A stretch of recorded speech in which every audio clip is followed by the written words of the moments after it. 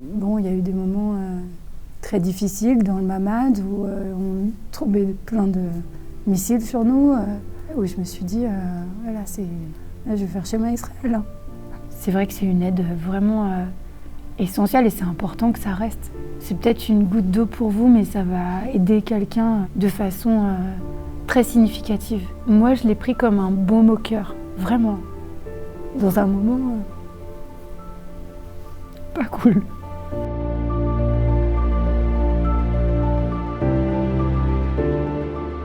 Je m'appelle Florence, je suis infirmière à l'hôpital la journée et infirmière aussi l'après-midi 2 fois par semaine, donc jusqu'à tard le soir.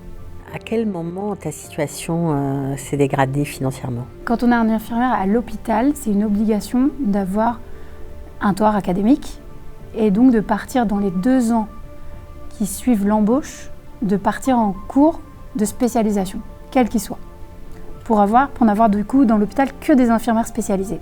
Moi j'ai dû refaire une licence académique en Israël parce que mes 2 licences et masters n'étaient pas reconnus en Israël. Donc j'ai fait par le biais de l'université ouverte.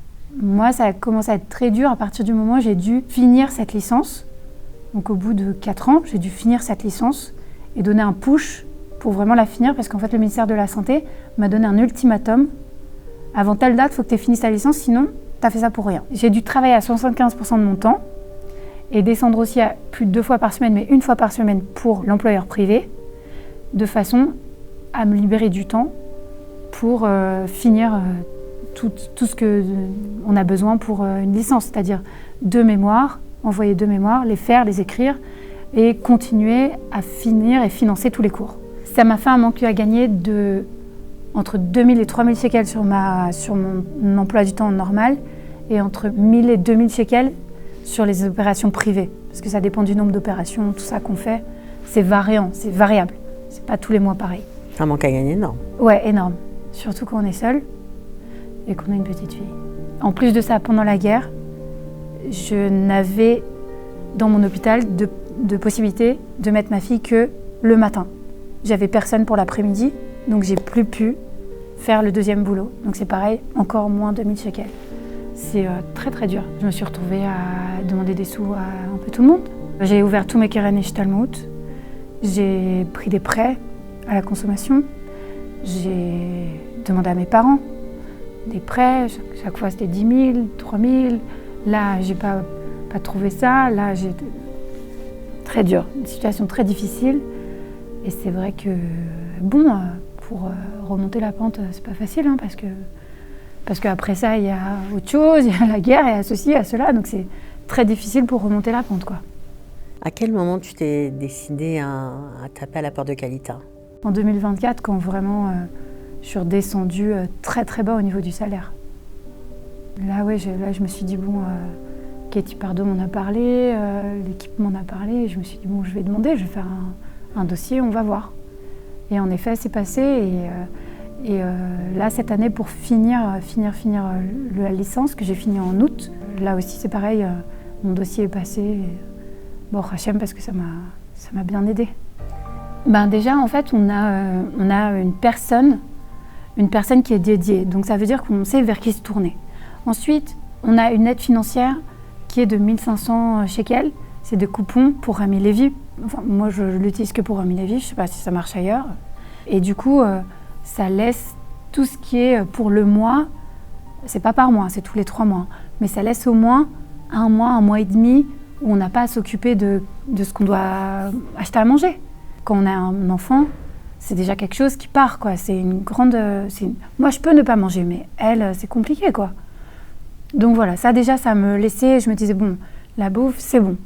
Ensuite, il y a d'autres aides. Il y a des aides pour les keitanotes de l'été. Il y a des aides, donc ça, c'est pareil. C'est pas énorme, mais c'est génial. Pour les gens, c'est génial parce que ça nous aide. Ça nous aide au jour le jour. Pendant cette keitana, moi, je suis pas obligée de prendre des vacances. Je peux travailler.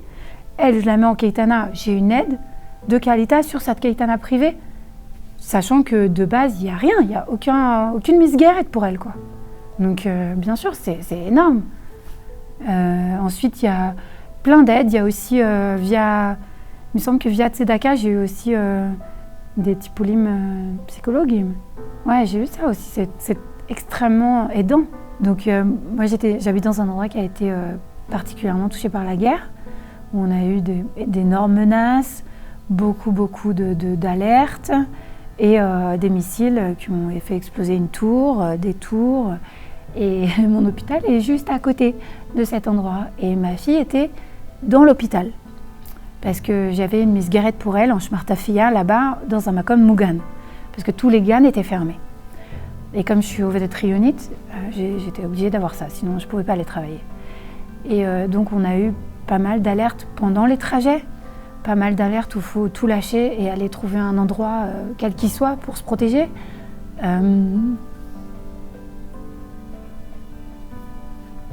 Bon, il y a eu des moments très difficiles dans le Mamad où on tombait plein de missiles sur nous. Ouais, où je me suis dit, voilà, là, je vais faire schéma Israël. Hein. On se voit partir, quoi. Ah ouais. Je me suis mise sur ma fille. Tu pouvais plus travailler tellement tu étais angoissée? Non, c'est parce qu'en fait, j'ai arrêté de manger encore une fois. D'angoisse? Je vois hein, quand ça m'arrive, tout devient tout noir et tout. Et du coup, ça m'a aidée. Parce que j'ai pu avoir une psychologue qui connaît mes antécédents, qui connaît tout ce qui s'est passé, avec qui on a fait un vrai travail. Et où après, ça allait beaucoup mieux, quoi. Et elle m'a dit, c'est vraiment quelqu'un de génial. Hein. L'aide de qualité, elle fait que la séance, on paye une Ishtatoutet Smith de 50 shekels, c'est rien. Pour une aide psychologique de 45 minutes, c'est quelqu'un avec qui on peut dialoguer. Si on est dans des angoisses, quelles qu'ils soient, on peut envoyer. Et moi, en tant que Française, j'ai jamais géré ça, quoi. Moi, j'ai jamais géré une ville où il y a des missiles qui tombent, on est au parc, il faut courir chez nous. Enfin, moi, je sais pas faire ça. Donc, voilà. Mais bon, grâce à ça, on a pu avancer. Et pareil, ma fille a eu un suivi aussi, pas par Kalita, mais du coup, on a pu bosser aussi là-dessus. Il y a vraiment énormément de choses qui se sont mises en place.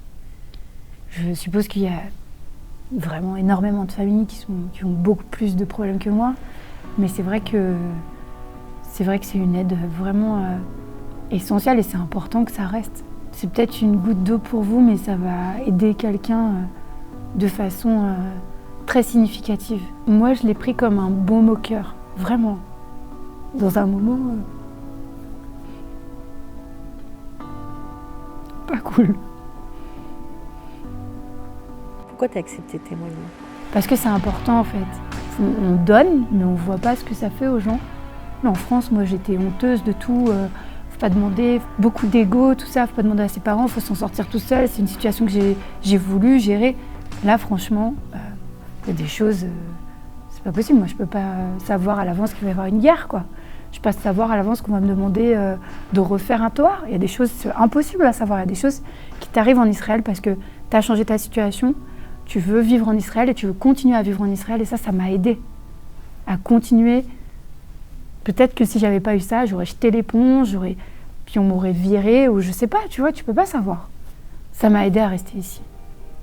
Ça donne beaucoup d'espoir parce qu'on voit la générosité de notre peuple. C'est grâce à eux que j'ai eu ça. C'est pas tombé du ciel.